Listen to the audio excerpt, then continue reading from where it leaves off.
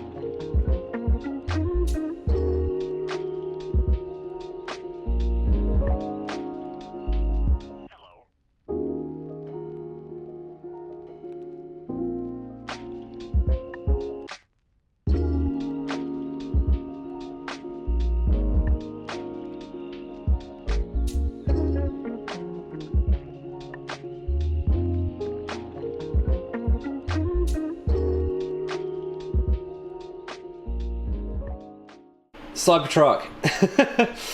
That's covered up now. I've covered up pretty much as I want to. Probably will do a little bit more around the edges, but I'll do that with regular masking tape instead of the silver tape.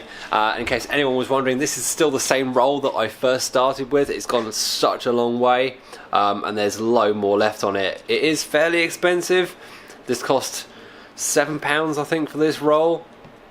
So in dollars, probably like $10, $11, something like that. Yeah, it's gone a really long way, and it's invaluable. It's amazing stuff. So it's well worth going for that stuff. Now, as that is all done, the next thing to do is to put some fiberglass on it, which I'm slightly nervous about. But I've got some fiberglass here. One of you guys suggested I go for a certain weight. I've gone for 225 GSM, I believe, which is not too thin and it's not too thick. It's quite a nice weight. That means it can go around the details and the curves quite easily without being too awkward to work. So what I'm going to do is cut out the shape of that in fiberglass 3 or 4 times, I reckon. That should be enough. I want it pretty accurate, so I don't want to have a lot of excess over it. I want it to be pretty neat and tight. So yeah, that's why I'm going to cut that out and neaten it up and make it all nice and workable when it's all done. So yeah, I'll cut that out now.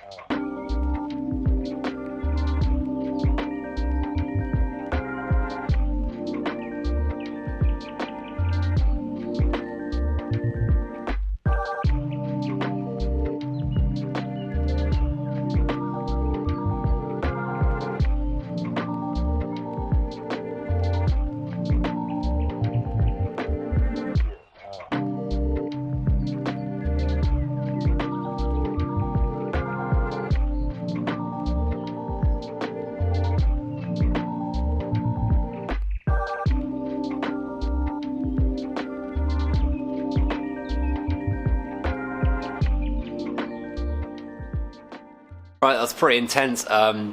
Managed to have enough resin just about. Got the first layer on there, so come back another day. Well, so I'm gonna have to go get some more resin, obviously, to put more layers on. But I've got the first layer on, so I'm really happy about that. Obviously, I'm gonna do that and make it part of this video. I'm not gonna like drag it out or anything stupid like that. But as you can see, first layer's on. That's all dry. Yeah. I'm pretty stoked. I mean, it's obviously because it's so thin.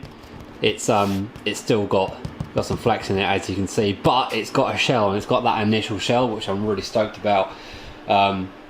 It went really well, so yeah, super happy about that. Not sure how many more layers I'm going to put on. Might have to do a little test, but I reckon with 3 or 4 layers, that's going to be pretty solid. Everything went really well. It's formed nicely to all the curves and all the shapes. So yeah, stoked about that. Alright, it's a different day. I've stocked up on supplies. We've got the resin, got some paint brushes, good to go. Everything's cut out on the floor down there, so the extra piece is ready to go onto there. Now, last time, well not last time, but before, we've got 1 layer of 225 GSM fiberglass mat on there. It's pretty solid. Obviously needs way more than that, so I've got 3 more cut out ready to go. Put those on. Should be pretty solid. If it isn't solid enough or thick enough, I do have some thicker grade matting somewhere in the background over there somewhere, so I'll put that on. Might need it, might not. If it's the right thickness, if I'm happy with it, I can cut it off. Well, not cut it off, I can take it off the actual mould foam and maybe start cutting it out and see how it fits. So yeah, let's get going.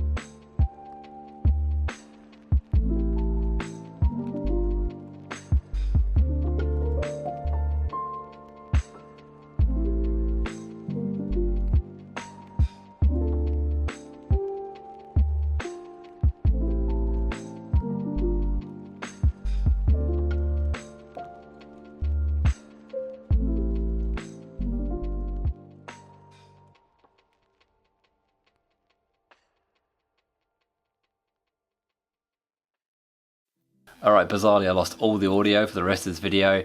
Maintain the video, which is a really good thing, just not the audio, so that's why I'm talking to you right now. Now, what we're doing is taking off the actual overfender from the foam, from the mould. It came off really easily, no trouble whatsoever. The aluminium foil tape was absolutely perfect. There's no release agent on this whatsoever at all. Obviously just a little bit of pulling here and there to get it off. Apart from that, it was absolutely fine. Obviously we're just left with the overfender, the shape of it, the foam and the foil tape. The tape comes off the foam really easy, obviously. No trouble taking that off whatsoever.